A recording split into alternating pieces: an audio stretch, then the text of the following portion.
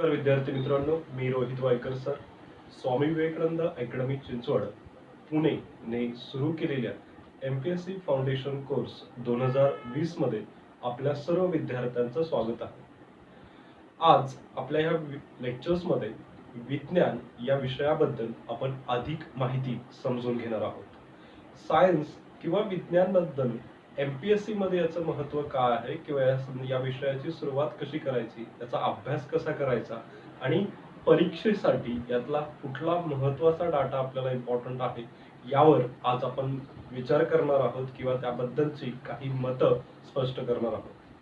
मित्रांनो, तुम्ही MPSC बद्दल आजपर्यंत जिओग्राफी, हिस्ट्री, इकॉनॉमी, पॉलिटी या सगळ्या विषयांना जर प्राधान्य देत असाल तर त्याचबरोबर हा एक महत्त्वाचा विषय आहे जो आपण अभ्यासणं खूप महत्त्वाचा आहे. मग विज्ञान आणि स्पर्धा परीक्षा या संदर्भातला जो काही रोल आहे तो आपल्या आजच्या लेक्चर्स मधला सर्वात महत्त्वाचा भाग आहे.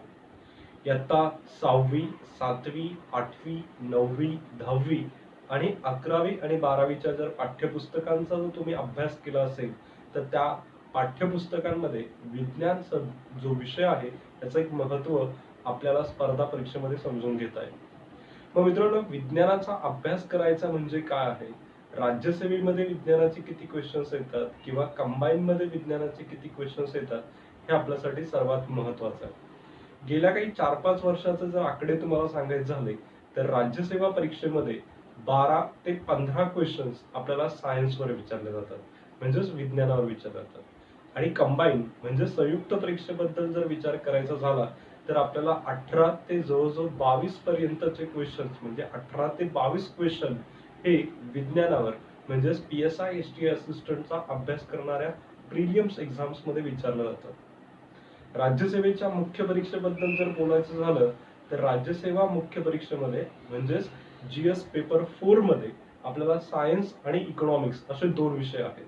या ठिकाणी पण आपल्याला सायन्स इम्पॉर्टंट असणार आहे आणि PSI मेन्स किंवा STI मेन्स किंवा ASO मेन्स मध्ये देखील आपल्याला या विषयाचं महत्त्व इम्पॉर्टंट आहे.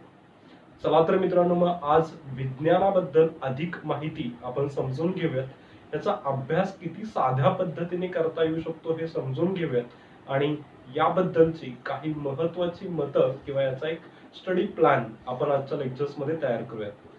मित्रांनो, सगळ्यात महत्त्वाचं विज्ञान आणि याच्यामध्ये काय काय अभ्यास करायचा आहे हे आपल्याला क्लिअर असलं पाहिजे. तर विज्ञानाचे प्रामुख्याने आपण 3 भाग करूयात. एक आहे विज्ञान आणि तंत्रज्ञान, ज्याला आपण सायन्स आणि टेक्नॉलॉजी असं म्हणतो. दुसरा जो पार्ट असणार आहे ज्याच्यामध्ये आपल्याला ह्युमन सायन्स म्हणजे मानवी विज्ञानाचा अभ्यास करायचा आहे. आणि तिसरा जो भाग आपण पाहणार आहोत त्यामध्ये आपण जनरल सायन्सचा अभ्यास करणार आहोत.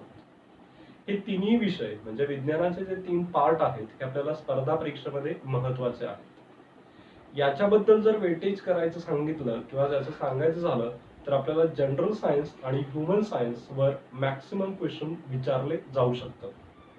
तंत्रज्ञान विज्ञानावर म्हणजेच टेक्नॉलॉजी सायन्सवर आपल्याला करंट अफेअर्स बद्दल मॅक्सिमम क्वेश्चन्स विचारले जाऊ शकतात. म्हणजे यावर्षी आपण कुठलं मिसाइल्स लॉन्च केलं, त्याचे फीचर्स काय होते, आपल्याकडे टेक्नॉलॉजी मध्ये काही नवीन महत्त्वाचे बदल झाले आहेत का, आपण ट्रान्सपोर्टेशन टेलिकम्युनिकेशन मध्ये काही डेव्हलपमेंट केली आहे का, डिफेन्स मध्ये काही आपण डेव्हलपमेंट केली आहे का, एनर्जी सेक्टर मध्ये काही डेव्हलपमेंट केली आहे का, किंवा त्याच्या ज्या अचिव्हमेंट्स आहेत हे आपल्याला टेक्नॉलॉजी सायन्स मध्ये अभ्यासायचं आहे. स्पेशली ह्युमन सायन्स आणि जनरल सायन्सवर आपल्याला अधिक भर देणं अपेक्षित आहे. त्याप्रमाणे आपण पाठ्यपुस्तकांचा पण या प्रकारे वापर करणं अपेक्षित ठरतं. मित्रांनो, याच्यानंतर जर आपण स्पेशली जनरल सायन्स बद्दल जर विचारायचं झालं तर सर्वाधिक क्वेश्चन हे जनरल सायन्सवर विचारले जाणार आहेत. पण जनरल सायन्सचा अभ्यास आपल्याला 3 प्रकारे करणं अपेक्षित आहे, म्हणजे याचे 3 भाग करू शकतो.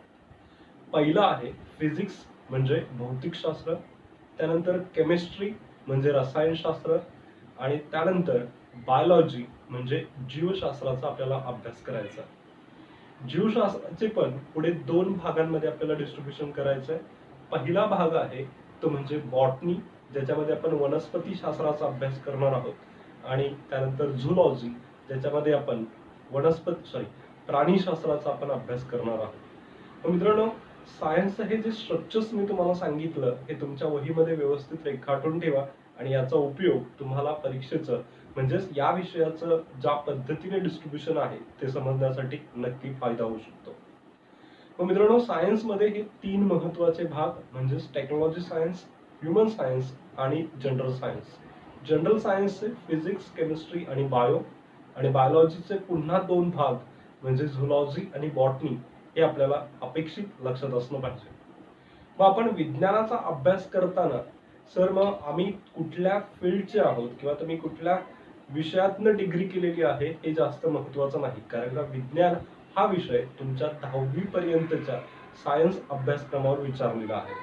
त्यामुळे या विषयाला जर तुम्ही प्राधान्य दिलं तर मित्रांनो, कंबाईन मध्ये जवळजवळ या एकूण मार्कांच्या 1/5 मार्क एकट्या सायन्सला आहे. किंवा कंबाईन बद्दल जर विचार केला तर पूर्व परीक्षा आणि मुख्य परीक्षा या दोन्ही विषयांमध्ये आपल्याला सायन्सचं इम्पॉर्टंट खूप महत्वाचं आहे. मग मित्रांनो, याच्यामध्ये मराठीमध्ये तुम्ही स्टेट बोर्ड प्रॉपरली रीड केले असतील, त्यानंतर काही रेफरन्स बुक्स तुम्ही जर यूज केले असतील तर तुम्हाला याच विषयाची बऱ्यापैकी माहिती मिळाली असेल. मग मित्रांनो, आज आपण अशा एका टॉपिकला यामध्ये पाहणार आहोत जो टॉपिक तुम्हाला एक्झाम्स मध्ये महत्वाचा ठरू शकतो. जनरल सायन्सवर आपण आज डिस्कशन करणार आहोत.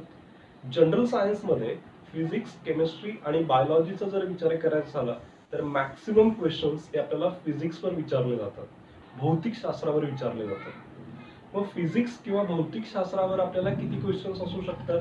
राज्यसेवेच्या प्रिलियम मध्ये आपल्याला 4 ते 5 क्वेश्चन इथे अपेक्षित असू शकतात. आणि हे जर कंबाईन्स बद्दल जर विचार करायचा झाला तर आपल्याला इथे 3 ते 6 क्वेश्चन्स एक्सपेक्टेड म्हणजेच अपेक्षित असू शकतात. मित्रांनो, मागच्या काही वर्षांच्या अनुभवावरून आपल्याला भौतिक शास्त्राला विशेष अभ्यास करणं जनरल सायन्सच्या स्टडीमध्ये इम्पॉर्टंट आहे. मग भौतिक शास्त्रामध्ये अभ्यास करताना आपल्याकडे असणारी पाठ्यपुस्तकं, आपल्याकडे असणारे रेफरन्स हे जर आपण व्यवस्थित तयार केले आणि त्यानुसार जर मागील क्वेश्चन पेपरचा जर तुम्ही अभ्यास केला तर मला वाटतं की तुम्ही बऱ्यापैकी जनरल सायन्स मध्ये मॅक्सिमम आन्सर्स राईट लिहू शकता आणि त्याचा बेनिफिट्स तुमच्या एक्झाम्स मध्ये होऊ शकतो. सो मित्रांनो, त्यापैकी आज आपण सायन्सच्या म्हणजेच फिजिक्स मधला, भौतिक शास्त्रामधला एक महत्वाचा टॉपिक आज आपण एक्सप्लेन करणार आहोत. आणि त्या टॉपिकचं नाव आहे ऊर्जा, कार्य आणि शक्ती, म्हणजे वर्क, एनर्जी अँड पॉवर. मित्रांनो, या 3 टॉपिक्स मध्ये ज्या ज्या गोष्टी मी तुम्हाला सांगणार आहे त्या प्रत्येक गोष्टीला लक्षात ठेवण्याचा प्रयत्न करा. यावर आतापर्यंत आयोगाने विचारलेले क्वेश्चन्स कसे आहेत हे मी तुम्हाला सांगणार आहे. आणि नक्कीच मला वाटतं की हा टॉपिक तुम्हाला जर समजला तर असे सगळे टॉपिक जर सायन्सची तुम्ही तयारी केली तर नक्कीच तुमच्या परीक्षेमध्ये याचा फायदा होऊ शकतो. कुठल्याही सब्जेक्टचा अभ्यास करताना मागील क्वेश्चन पेपरचा रोल ज्या पद्धतीने इम्पॉर्टंट आहे त्या पद्धतीने आपल्या अभ्यासाची स्ट्रॅटेजी आणि आपल्याला दिलं जाणारं गायडन्स तेवढंच महत्वाचं आहे. मित्रांनो, तर आपल्या आजच्या टॉपिकला आपण सुरू करूया. आपला टॉपिक आहे वर्क, एनर्जी अँड पॉवर, कार्य, ऊर्जा आणि शक्ती. मित्रांनो, त्यापैकी आपण पहिल्या टॉपिकवर डिस्कस करणार आहोत ते म्हणजे कार्य. मित्रांनो, कार्य काय आहे किंवा वर्क म्हणजे काय ते आपल्याला समजून घ्यायचं आहे. एखाद्या वस्तूवर जर बल म्हणजे फोर्स प्रवृत्त केला असता तर बलाच्या क्रियेमुळे विस्थापन घडून येत असेल म्हणजेच डिस्प्लेसमेंट घडून येत असेल तर कार्य घडलं असं आपण म्हणू शकतो. म्हणजे एखाद्या वस्तूवर आपण जर बल म्हणजे फोर्स प्रवृत्त केलं, अप्लाय केलं आणि त्यामुळे जर ती वस्तू विस्थापित होत असेल, डिस्प्लेस होत असेल, एका ठिकाणाहून दुसऱ्या ठिकाणापर्यंत जात असेल तर आपण असं म्हणू शकतो त्या ठिकाणी कार्य घडलेलं आहे. तर मित्रांनो, डेफिनेशन ज्या पद्धतीने मी तुम्हाला सांगायचा प्रयत्न केला त्याच पद्धतीने लक्षात ठेवा जे आपल्यासाठी इम्पॉर्टंट आहे. जर कार्य म्हणजेच वर्कचा जर आपल्याला फॉर्म्युला तयार करायचा झाला तर मराठीमध्ये कार्य बरोबर बल गुणिले विस्थापन असं म्हणू शकतो. म्हणजे work is equal to force into displacement. त्याला जर आपण शॉर्टली जर सांगायचं असेल तर कॅपिटल डब्ल्यू ने आपण वर्क डिनोट करतो. तो वर्क इज इक्वल टू म्हणजे W is equal to force म्हणजे कॅपिटल एफ इंटू डिस्प्लेसमेंट म्हणजे स्मॉल एस असा आपण फॉर्म्युला लिहू शकतो. म्हणजे W is equal to F into S हा फॉर्म्युला तुम्हाला लक्षात ठेवायचा. मग मित्रांनो आपल्याला याचा फॉर्म्युला कळाला. आता फिजिक्स बद्दल तुम्ही अजून काही बेसिक अभ्यास केला असेल, 8वी 9वीचा बद्दल तुम्ही ऐकलं असेल, तर डायमेन्शन या खूप महत्वाच्या आहे. मग वर्कची डायमेन्शन काय आहे हे आपल्याला आयोगाच्या एक्झाम्स मध्ये विचारलं जाऊ शकतं. तर मित्रांनो डायमेन्शन्स लक्षात ठेवा. डायमेन्शन एक्सप्लेन करताना आपल्याला 3 नंबर्स किंवा 3 संख्या माहीत असणं गरजेचं आहे. त्या वस्तूची म्हणजे त्या राशीची एम, एल अँड टी. मी तुम्हाला ते डायमेन्शन सांगतो ते लक्षात ठेवा. वर्कची डायमेन्शन आहे M1 L2 T-2. M1 L2 T-2 ही डायमेन्शन आपल्याला एक्झाम साठी महत्वाची असू शकते. आपण जाऊयात युनिट्स काय असतात. वर्क बद्दल जर आपण युनिट सांगायचं असेल तर त्याचं SI युनिट आणि MQS युनिट काय आहे. SI आणि MQS युनिट बद्दल जर सांगायचं झालं तर जूल हे वर्कचं युनिट आहे. मग मित्रांनो 1 joule is equal to what असं जर तुम्हाला एक्सप्लेनेशन लिहायचं असेल तर एक्झाम साठी लक्षात ठेवा 1 joule is equal to 1 newton metre असं तुम्ही म्हणू शकता. हा पण फॉर्म्युला आपल्यासाठी महत्वाचा होऊ शकतो. म्हणजे वर्कचं युनिट जूल झालं. 1 joule is equal to 1 newton metre हे पण आपल्याला लक्षात ठेवणं अपेक्षित आहे. मग वर्कचं सीजीएस युनिट काय आहे तर वर्कचं सीजीएस युनिट आहे अर्क, ERG. मित्रांनो 1 अर्क म्हणजे काय तर 1 erg is equal to 1 dyne metre असा आपण फॉर्म्युला तयार करू शकतो. आणि हा फॉर्म्युला पण तुमच्या एक्झाम्स मध्ये विचारला जाऊ शकतो. जर मला जून आणि अर्क मध्ये जर रिलेशन्स तयार करायचं असेल तर हे रिलेशन्स पण आपल्या आयोगाच्या एक्झाम्स मध्ये जास्त इम्पॉर्टंट आहे. मित्रांनो 1 जूल इज इक्वल टू 10⁻⁷ अर्क असा आपण फॉर्म्युला तयार करू शकतो. हा आपल्याला एक्झाम्स मध्ये विचारला जाईल की 10 चा एक्सपोनंट किती असू शकतो तर 10⁻⁷ अर्क हे ते इक्वेशन्स आपल्याला पाहता येऊ शकतात. मग मित्रांनो वर्क ही जी क्वांटिटी आहे ती स्केलर क्वांटिटी आहे की वेक्टर क्वांटिटी आहे ते आपल्याला समजून घ्यायचं आहे. Means work it is a अदिश राशी आहे म्हणजे स्केलर क्वांटिटी आहे की ती वेक्टर क्वांटिटी आहे. तर लक्षात ठेवा वर्क ही अदिश राशी आहे. आता अदिश आणि सदिश बद्दल असं का खरं तर work is equal to force into displacement. या फोर्स आणि डिस्प्लेसमेंट या दोन्ही वेक्टर क्वांटिटी म्हणजे सदिश राशी जरी असल्या तरी कार्य हे आपल्याला अदिश राशी म्हणजे स्केलर क्वांटिटी मध्ये लक्षात ठेवायचं. तर हा एक महत्वाचा पॉइंट आपल्याला एक्झाम साठी होऊ शकतो की ती कुठली क्वांटिटी आहे आणि कशा पद्धतीने असतं. मित्रांनो वर्क हे पॉझिटिव्ह पण असू शकतं किंवा ते निगेटिव्ह पण असू शकतं. म्हणजे आपण वर्क पॉझिटिव्ह पण काउंट करू शकतो आणि ते निगेटिव्ह पण आपण लक्षात घेऊ शकतो. मग मित्रांनो या वर्क बद्दलच्या ज्या कंडिशन्स आहेत त्या अपेक्षित लक्षात ठेवा. फोर्स वर्क बद्दलची डेफिनेशन, त्याचं सूत्र, त्याबद्दलचे युनिट्स, त्याचे डायमेन्शन, युनिट्स मधलं जे रिलेशन्स आहेत ते आणि ही कुठली क्वांटिटी आहे ते अपेक्षित तुम्हाला लक्षात राहिलं पाहिजे. आपण दुसऱ्या टॉपिक कडे जाऊया तो म्हणजे एनर्जी. मित्रांनो एनर्जी म्हणजे काय. कार्य करण्याची क्षमता म्हणजे ऊर्जा असं आपण म्हणू शकतो. Capacity do the work non as energy he simple definition आहे ते आपल्याला लक्षात ठेवायचे. मित्रांनो एनर्जी बद्दल आपल्याला अधिक माहिती इथे कलेक्ट करायची. मग याचे युनिट्स काय तिथून आपण सुरुवात करूया. म्हणजेच एकक काय.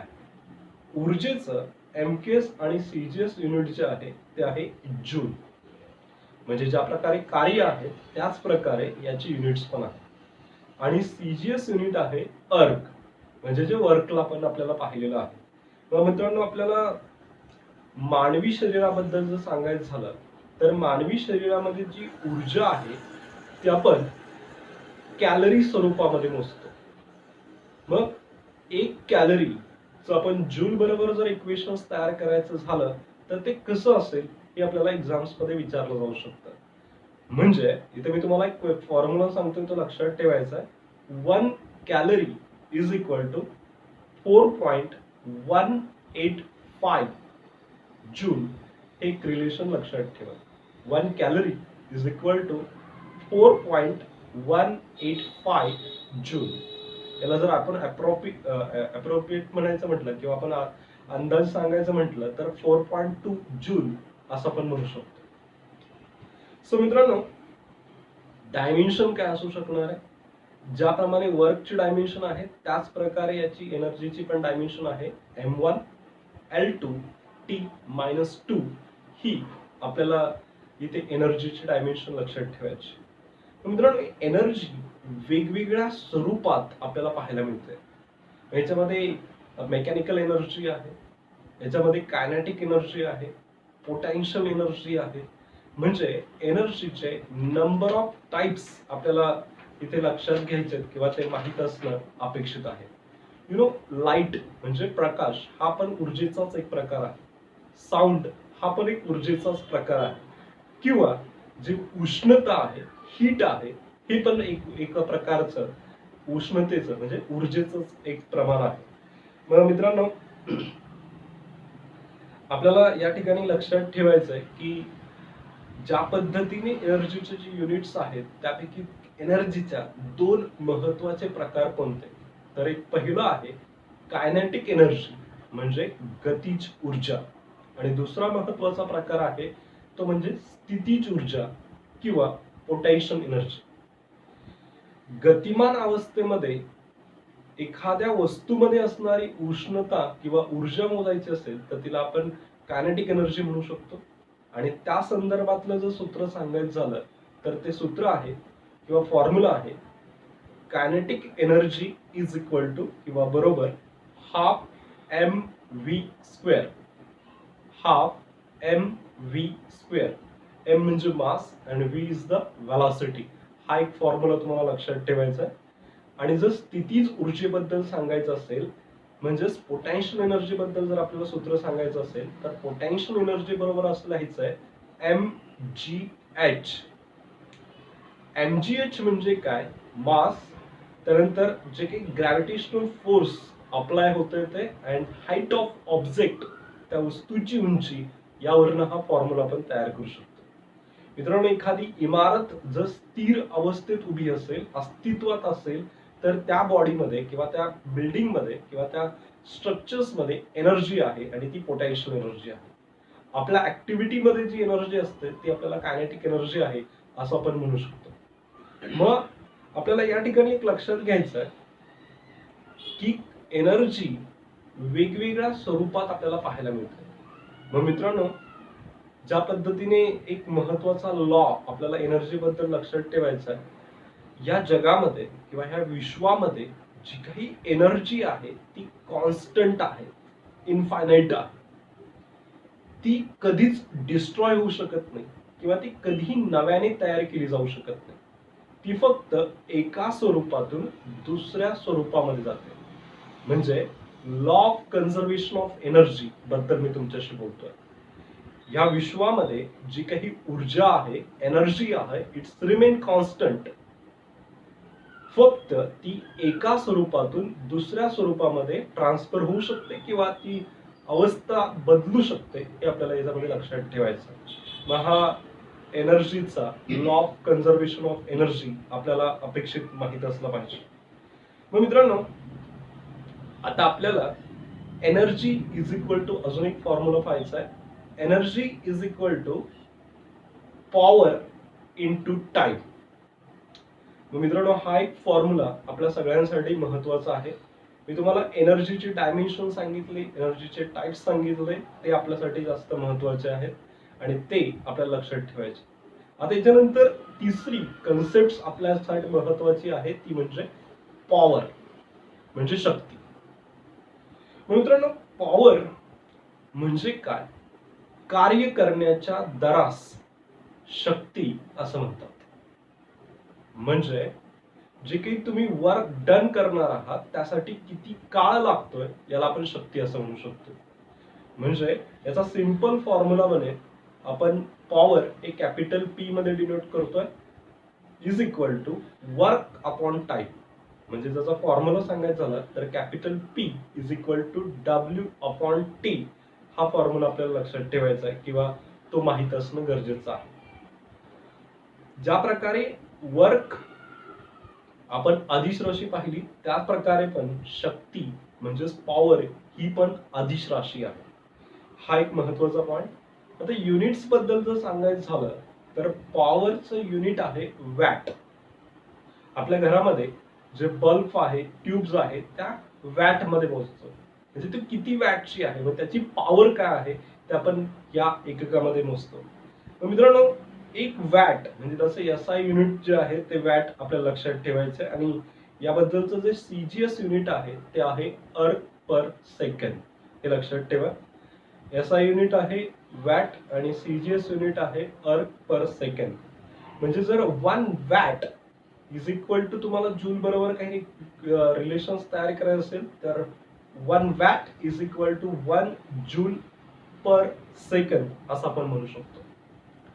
मित्रांनो ज्या हेवी इंजिन्स आहेत स्पेशली आपल्याकडे ज्या मोटर पाण्यातले मोटर पंप आहेत किंवा ट्रॅक्टर्स आहेत किंवा मोठमोठे इंजिन्स आहेत याची जी पॉवर आहे ती आपण हॉर्स पॉवर मध्ये मोजतो. मग 1 HP म्हणजे 1 horse power is equal to what म्हणजे किती असतं ते तर लक्षात ठेवा 1 horse power is equal to 746 watt असं आपल्याला लक्षात ठेवायचं. 1 horse power is equal to 746 watt एवढं ही आपल्याला पाहायला मिळेल. आपल्या घरामध्ये जी लाईट आपण यूज करतोय ती लाईट्स आपण दर महिन्याला जे बिल पे करतो त्याच्यामध्ये युनिट आपण काउंट करतो की किती युनिट तुम्ही एनर्जी खर्च केलेली आहे. मग मित्रांनो एक युनिट म्हणजे किती आपण जूल एनर्जी वापरली किंवा किती ती पॉवर आपण खर्च केली तर ती कसं त्याचं इक्वेशन हे लक्षात ठेवा. 1 unit is equal to 36 into 10⁻⁵ joule एक इक्वेशन आपल्याला एक्झाम साठी लक्षात ठेवायचं. 1 unit is equal to 36 into 10⁻⁵ joule हे त्याचं इक्वेशन जे आहे ते आपल्याला लक्षात ठेवायचं.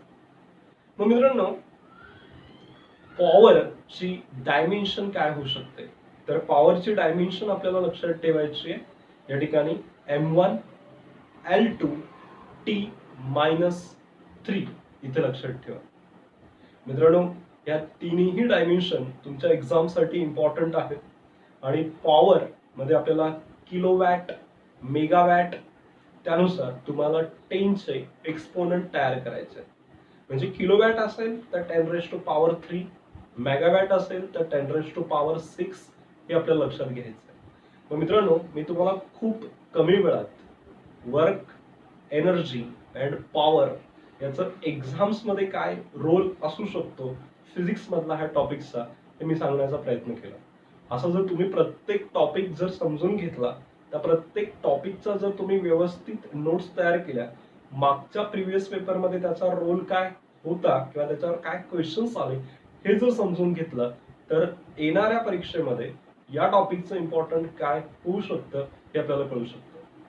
तर मित्रांनो आता या व्हिडिओच्या शेवटपर्यंत मला सांगताना असं आवडेल की हा संपूर्ण व्हिडिओ तयार झाल्यानंतर किंवा हा व्हिडिओ संपल्यानंतर तुम्ही तुमच्या स्वतःच्या नोट्स तयार करा आणि ह्या नोट्स मागच्या प्रिव्हियस इयर क्वेश्चन पेपर मध्ये मला किती बेनिफिट्स देत आहेत ते समजून घ्या आणि त्याप्रमाणे स्वतःचे काही क्वेश्चन्स तयार करा की तुम्हाला वाटतं की मी येणाऱ्या परीक्षेमध्ये या टॉपिकवर क्वेश्चन कशा पद्धतीने तयार होऊ शकतो.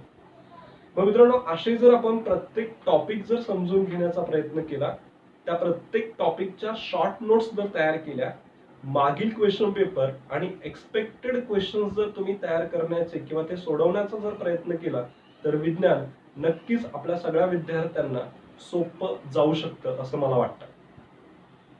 स्वामी विवेकानंद अकॅडमीने सुरू केलेल्या या उपक्रमातनं मला महाराष्ट्रातल्या सर्व विद्यार्थ्यांपर्यंत जे एमपीएससी राज्यसेवा म्हणजेच एमपीएससी राज्यसेवा किंवा जे PSI STI असिस्टंट म्हणजे एमपीएससी संयुक्त परीक्षेसाठी अभ्यास करणारे जे विद्यार्थी आहेत यांनी विज्ञानाबद्दल घाबरून जाण्याची गरज नाही। यातल्या प्रत्येक विषयाला जर तुम्ही व्यवस्थित मांडणी केली, त्यातलं इम्पॉर्टंट समजून घेण्याचा प्रयत्न केला, त्यातल्या जर व्यवस्थित पद्धतीने त्याला एक्झाम्स ओरिएंटेड जर तुम्ही पाहण्याचा अप्रोच ठेवला, तर मला वाटतं की ही गोष्ट तुम्ही साध्य करू शकता।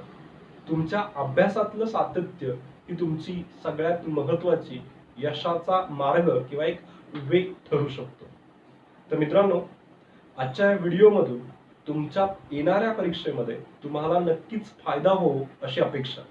यापुढे पण स्वामी विवेकानंद अकॅडमी वेगवेगळ्या व्हिडिओ मार्फत तुमच्या समोर येत राहील। तर मला असं वाटतं की सध्याचा जो काही काळ आहे, या काळामध्ये तुम्ही जर या व्हिडिओचा उपयोग केला, अशा पद्धतीने जर तुम्ही जोडण्याचा प्रयत्न केला, तर नक्कीच आपल्याला एमपीएससी सारखं जे काही आपल्या समोर असणारं मोठं आव्हान आहे ते आपण सहज आपल्या आटोक्यात आणू शकतो आणि ही स्पर्धा आपण जिंकू शकतो। तुम्हाला आजचा जर व्हिडिओ आवडला असेल तर नक्की मला तुमचे जे फीडबॅक आहे ते माझ्यापर्यंत पाठवा। आम्ही प्रयत्न करू की अजून तुमच्यापर्यंत कुठल्या नव्या व्हिडिओ, नव्या गोष्टी आपल्याला घेऊन येता येतील। नक्कीच पुढच्या व्हिडिओमध्ये फिजिक्स बद्दल नव्या टॉपिक्सवर आपण डिस्कशन करणार आहोत, नवीन गोष्टी समजून घेणार आहोत, त्यातल्या वेगवेगळ्या क्वेश्चन्सची पद्धत समजून घेणार आहोत। तोपर्यंत तुम्ही सगळ्या विद्यार्थ्यांनी किंवा सर्व विद्यार्थ्यांनी व्यवस्थित अभ्यास करा, व्यवस्थित मॅनेजमेंट करा आणि यश हे नक्कीच तुमच्यासाठी तयार आहे। ते मिळवण्यासाठी तुम्ही तयार आहात आणि ते मिळावं अशी अपेक्षा। जय हिंद, जय महाराष्ट्र, धन्यवाद।